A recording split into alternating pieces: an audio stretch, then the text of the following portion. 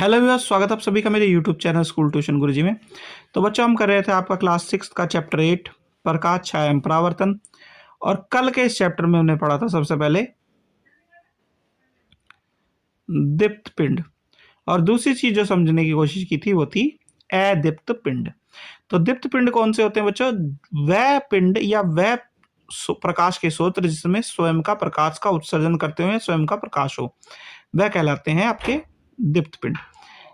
लेकिन वह वस्तुएं जिनमें कोई भी प्रकाश नहीं होता वह कहलाती हैं आपकी अदीप्त पिंड बच्चों।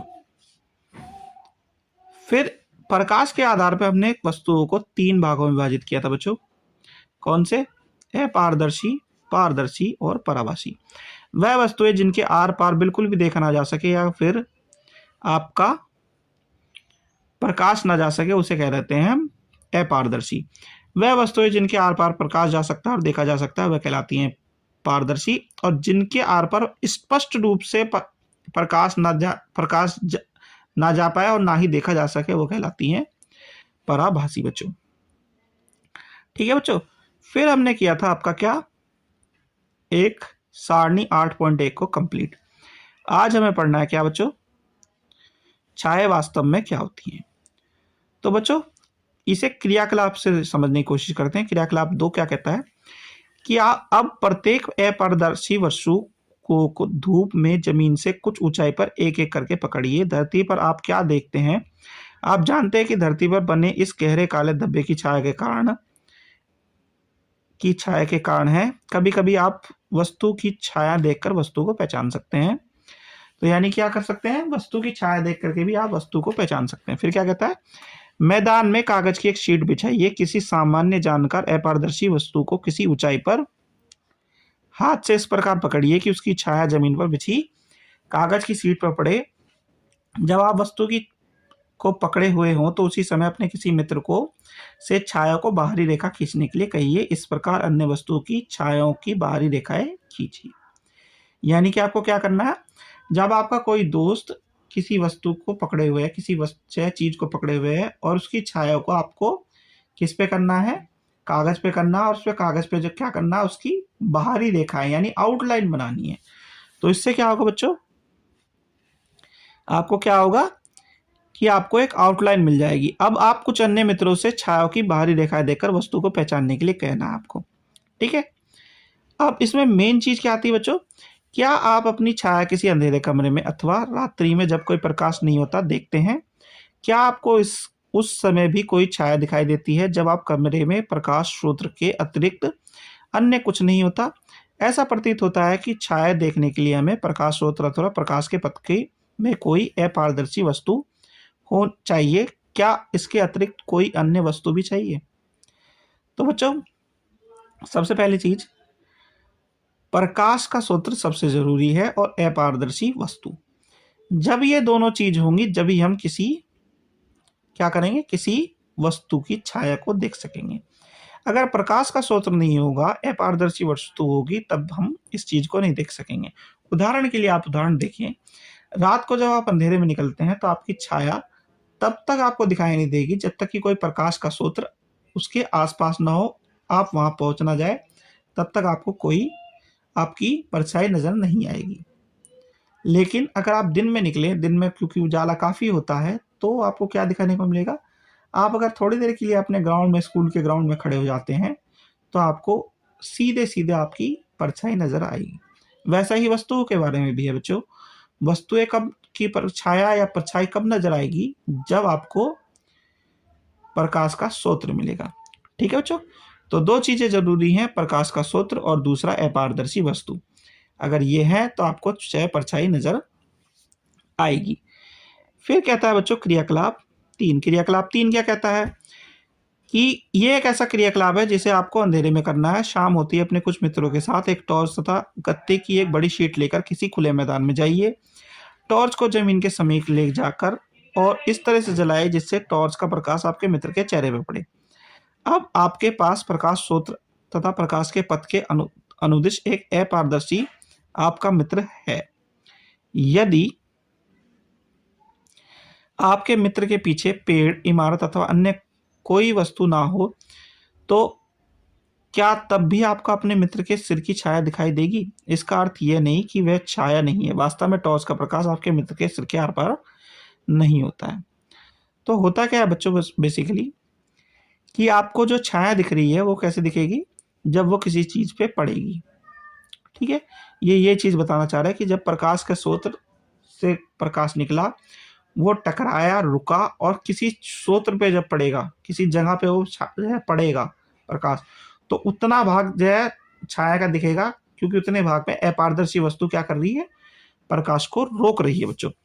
ऐसा ही इसमें और आगे बताया गया, क्या बताया गया, क्या अब किसी अन्य मित्र किससे कहे कि गत्ते की शीट को आपके मित्र के पीछे पकड़ें। अब जब पीछे पकड़ेंगे तो आपको ये आसानी से समझ में आएगा। ठीक है बच्चों,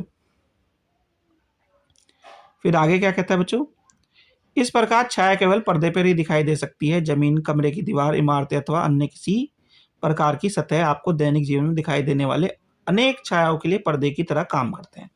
यानी कि इससे क्या पता चलता है बच्चों में, दो चीजें हमने पहले पढ़ी, पर जब किसी की छाया देखनी हो हमें तो क्या क्या चीजें चाहिए, पहली चीज आपका अपारदर्शी वस्तु, दूसरा प्रकाश का स्रोत, और तीसरी चीज क्या चाहिए, तीसरी चीज हमें चाहिए क्या, कोई पर्दा जिस पर छाया को देख सके हम। और वो पर्दा कैसा हो सकता है या सतह कैसी हो सकती है, जमीन, कमरे की दीवार, इमारतें, जो आपके दैनिक जीवन में इस काम को करती हैं। तो ये तीन चीजें आपकी किस लिए जरूरी हैं, किसी भी आकृति की या किसी भी वस्तु की छाया को देखने के लिए बच्चों। अब छाया क्या होती है, छाया वस्तु की आकृति के बारे में जानकारी प्राप्त होती है। कभी कभी तो छाया हम सभी को वस्तु की आकृति के बारे में भ्रमित भी कर सकती है। चित्र 8.4 में छायाएं दिखाई गई हैं जिन्हें हम अपने हाथों से बनाकर विविध जानवरों की छाया होने का भ्रम उत्पन्न कर सकते हैं। है ना ये मजेदार बात। तो ये किस चीज की बात कर रहा है बच्चों, चित्र 8.4 की बात कर रहा है। चित्र 8.4 में क्या हो रहा है कि आप बच्चे अक्सर खेलते हैं, जैसे आप सब भी खेलते होंगे, तो इस तरह की छाया बनाने से क्या होता है कि आपको अलग अलग तरह के जानवरों की आकृति आपको देखने को मिलती है। तो दूर कोई अगर बैठा होगा वो इसे देखेगा तो उसे लगेगा क्या, कि ये वो जानवर है। ठीक है बच्चों, तो ये चीज दिखाई गई है इसमें। फिर आपको बच्चों क्रियाकलाप 4, क्रियाकलाप 4 क्या कहता है, स्कूल के मैदान में धूप में एक कुर्सी रखी है, आप कुर्सी की छाया का से क्या अवलोकन करते हैं। क्या छाया से कुर्सी की सही आकृति का ज्ञान होता है। यदि आप कुर्सी को थोड़ा सा घुमा दें तो कुर्सी की छाया की आकृति में किस प्रकार का परिवर्तन होता है। अब ये क्या कह रहा है बच्चों, ये कह रहा है कि अगर आप कुर्सी को किसी मैदान में रखें और वहां पे उसकी छाया का अवलोकन करें तो आपको क्या देखने को मिलता है, और अगर उसे थोड़ा सा घुमा दे तो कैसी छाया देखने को मिलती है।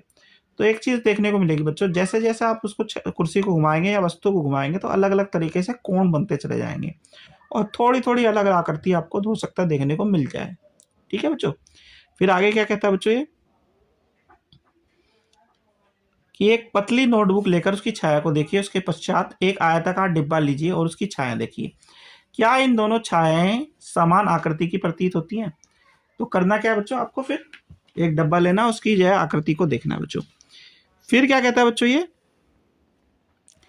कि आपको भिन्न रंगों के पुष्प अथवा अन्य वस्तुओं को लेकर उनकी छाया का अवलोकन कीजिए। उदाहरण के लिए लाल गुलाब, पीला गुलाब ले सकते हैं। जब वस्तुओं के रंग भिन्न होते हैं तो क्या आप उनकी छाया के रंग भी भिन्न भिन्न दिखाई देते हैं। तो आपको कैसा दिखाई देता है ये आपको देखना है। फिर आगे क्या कहता है बच्चों, आगे वाला पोर्शन इंपॉर्टेंट भी है बच्चों, क्योंकि आपका जो एग्जाम्पलर वाले क्वेश्चन है उसमें इसका एक क्वेश्चन भी दिया हुआ है। क्वेश्चन ये क्या कहता है, पहले समझ लीजिए इसे, कि एक लंबा बॉक्स लीजिए तथा पृथ्वी पर बने उसकी छाया को ध्यान से देखिए। जब आप बॉक्स की को इधर उधर गति कराते हैं तो आप उस समय आप छाया के आकार में होने वाले परिवर्तन को देख सकते हैं। बॉक्स की छाया कब सबसे छोटी होती है, तब जब आप बॉक्स के बड़े फलक को सूर्य के सामने रखते हैं अथवा छोटे फलक को सामने रखते हैं। ठीक, आइए इस लंबे बॉक्स का प्रयोग सरल कैमरा बनाने में करें। तो बच्चों यहाँ पे आपको क्या करना है, ये ध्यान देना है कि वो बॉक्स की छाया सबसे छोटी कम बनेगी। ये आपका एग्जाम्पल का भी क्वेश्चन है, इंपॉर्टेंट क्वेश्चन है, जो है आपको करना भी है। तो बच्चों यहाँ पे नेक्स्ट टॉपिक है आपका सूची छिद्र कैमरा, यानी सरल कैमरा जो आप बनाने की बात हम कर रहे हैं वो। तो बच्चों यहाँ पे ये वाला टॉपिक हम करेंगे नेक्स्ट वीडियो में। तो बच्चों यहाँ पे होती है आपकी वीडियो कंप्लीट। आशा करता हूँ आपको वीडियो अच्छी लगी होगी। Thank you.